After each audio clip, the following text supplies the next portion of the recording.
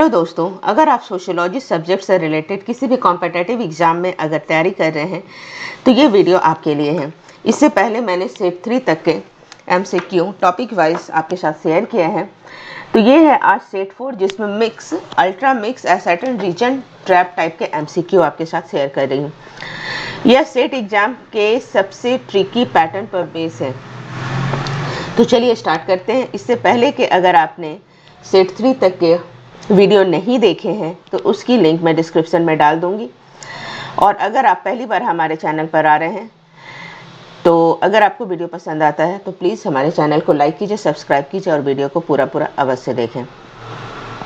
तो चलिए स्टार्ट करते हैं। पहला क्वेश्चन है, एसर्टेन रीजन टाइप के हैं। अगस्त कॉम्टे ने सोशियोलॉजी को साइंटिफिक बनाने पर जोर दिया है।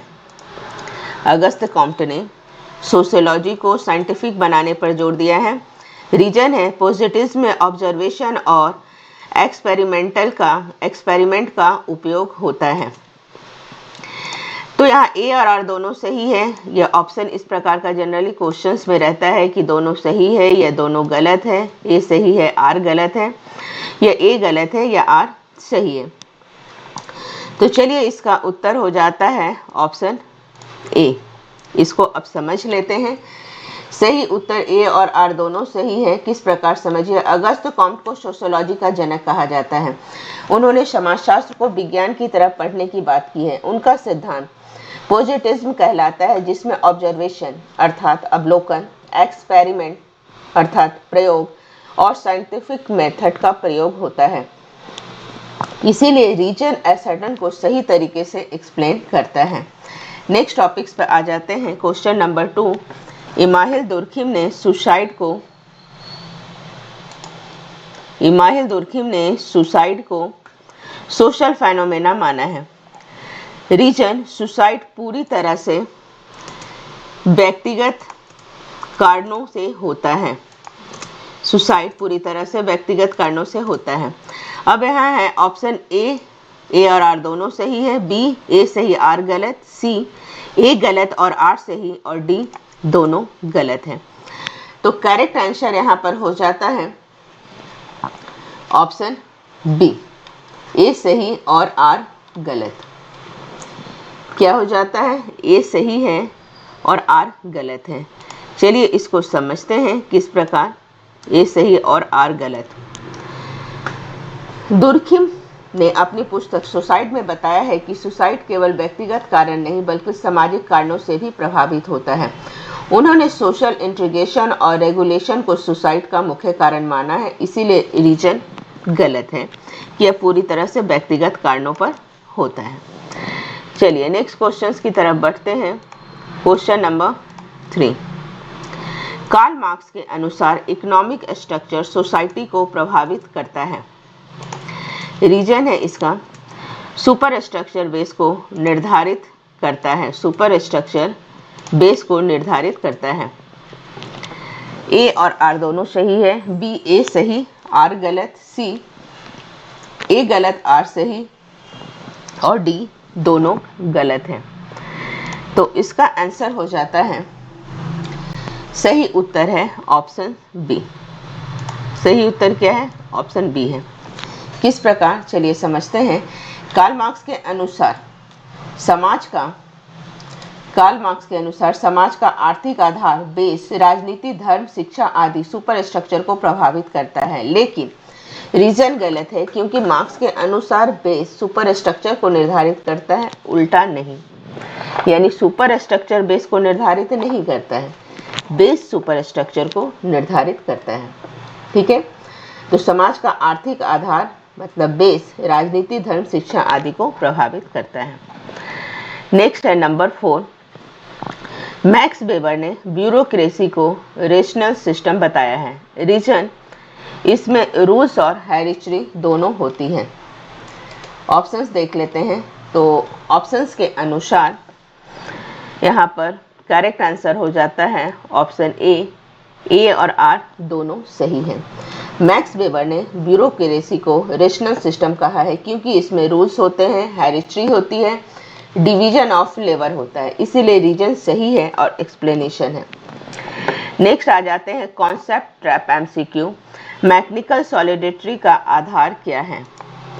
मैकेनिकल सॉलिडिटी का आधार क्या है? डिवीजन ऑफ लेवल, बी सिमिलरिटी, सी इकोनॉमिक या डी पावर। तो करेक्ट आंसर हो जाता है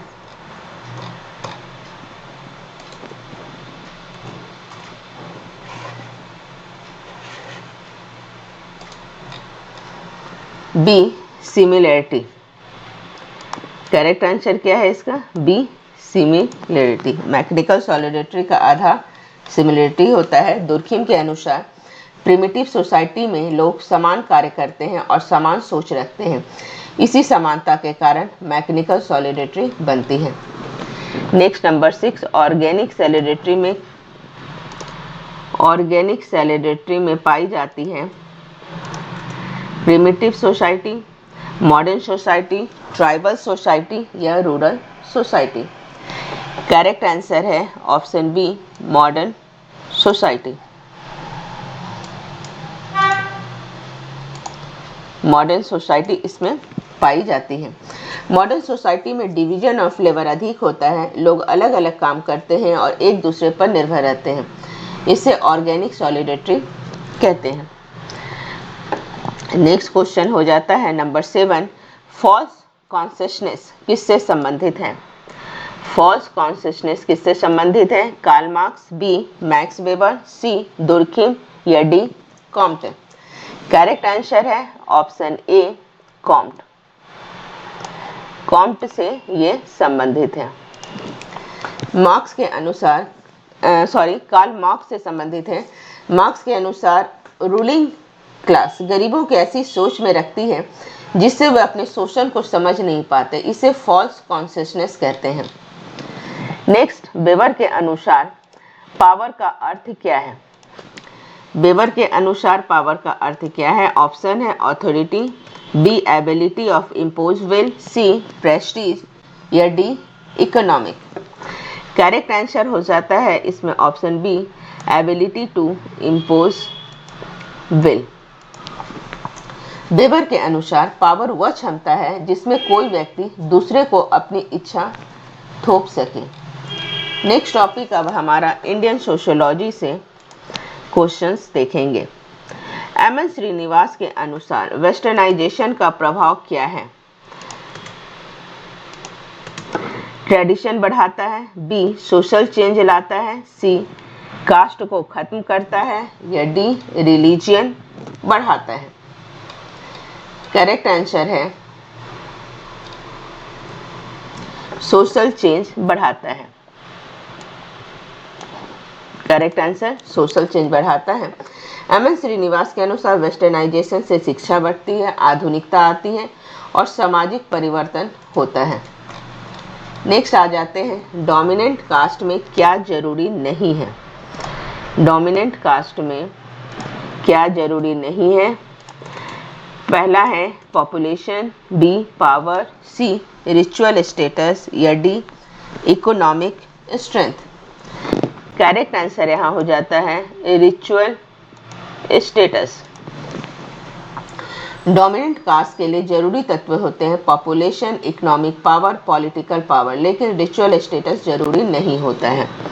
नेक्स्ट टॉपिक हमारा आ जाता है रिसर्च मेथड कंफ्यूजन बेस्ड रहते हैं। इंडिपेंडेंट वेरिएबल क्या होता है? इंडिपेंडेंट वेरिएबल क्या होता है? इफेक्ट, कॉज, सैंपल या रिजल्ट। इंडिपेंडेंट वेरिएबल वो होता है, वह कारण होता है जो किसी इफेक्ट को प्रभावित करता है। फॉर एग्जाम्पल आप समझ सकते हैं पढ़ाई, काउस और मार्क्स इफेक्ट। तो यहाँ पर करेक्ट आंसर क्या हो गया? Option B cause, cause. Next है केस स्टडी मेथड किसके लिए उपयोगी है? केस स्टडी मेथड किसके लिए उपयोगी है? ऑप्शंस हैं large population, B in depth study, C experiment या डी सर्वे। तो करेक्ट आंसर हो जाता है in depth study. Case study जो है इन डेप्थ स्टडी में के लिए उपयोगी है।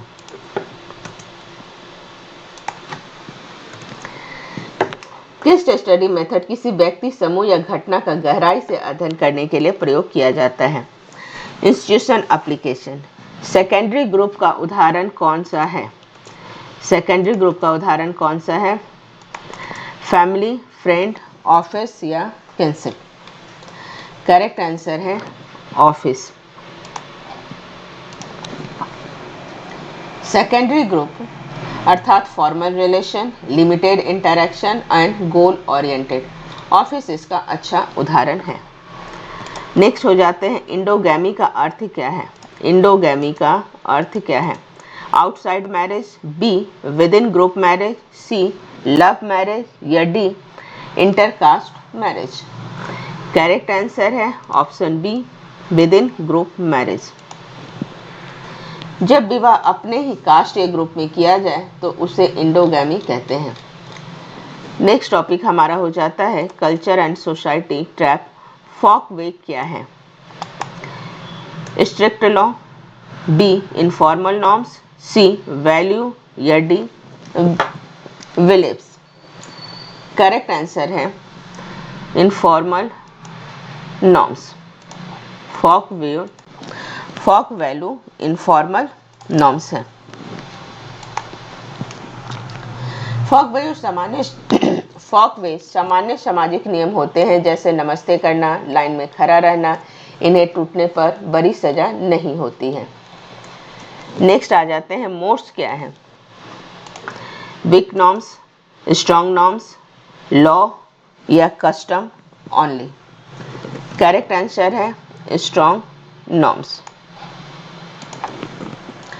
मोड समाज के मजबूत नैतिक नियम होते हैं। इनके उल्लंघन पर समाज कड़ी प्रतिक्रिया देता है।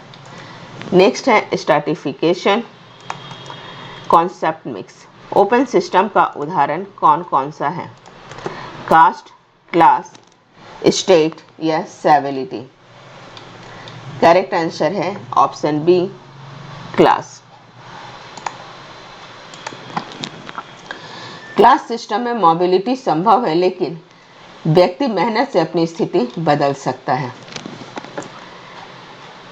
नेक्स्ट है क्लोज सिस्टम। उदाहरण कौन कौन से हैं? कास्ट, क्लास, मोबिलिटी या अर्बन सोसाइटी। नेक्स्ट हो जाता है caste, option B caste. Caste system जन्म पर आधारित होता है। इसमें मोबिलिटी नहीं पाई जाती है। नेक्स्ट है अप्लाइड एंड एनालिटिकल। यदि कोई व्यक्ति सोशल नॉर्म्स को तोड़ता है तो यह क्या है? कल्चर, डिविएंस, वैल्यू या लॉ। करेक्ट आंसर हो जाता है ऑप्शन बी डिविएंस।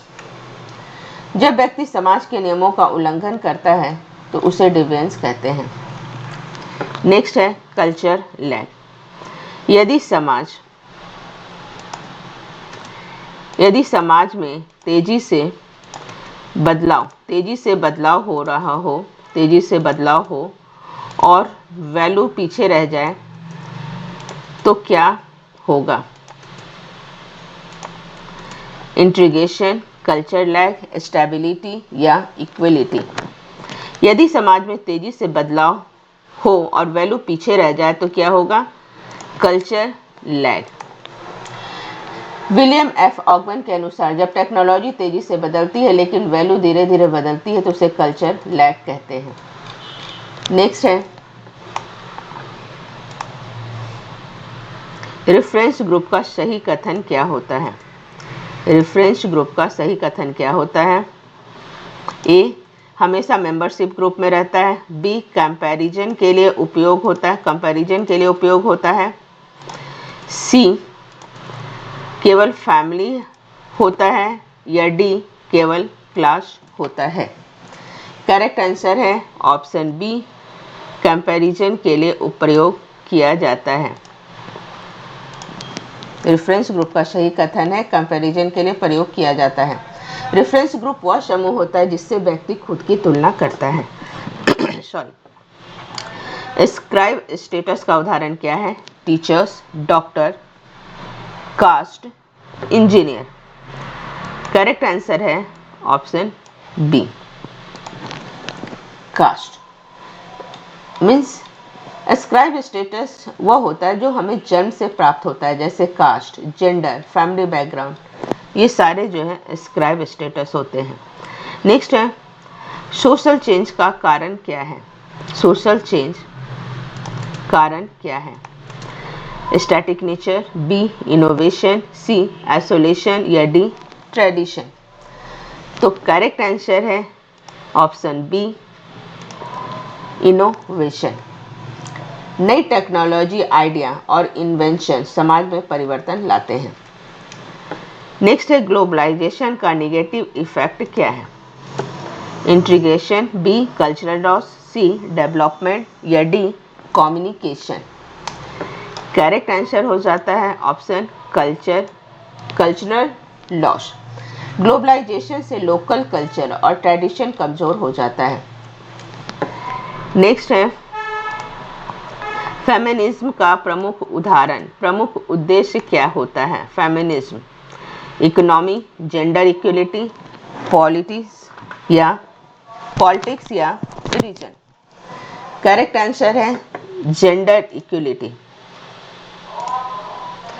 फेमिनिज्म का मुख्य उद्देश्य जेंडर इक्वलिटी होता है। फेमिनिज्म महिलाओं और पुरुषों के बीच समानता की बात करता है। तो ये थे सेट 4। सेट 5 देखना ना भूलें, उसमें भी कुछ डिफरेंट टाइप के अलग क्वेश्चंस आपको मिलेंगे। वीडियो आपको पसंद आया हो तो प्लीज़ लाइक कीजिए, सब्सक्राइब कीजिए और कमेंट अवश्य करें। साथ ही हमें अवश्य बताएं कि आप किस एग्ज़ाम की तैयारी कर रहे हैं और किस स्टेट से इस वीडियो को देख रहे हैं। Thank you.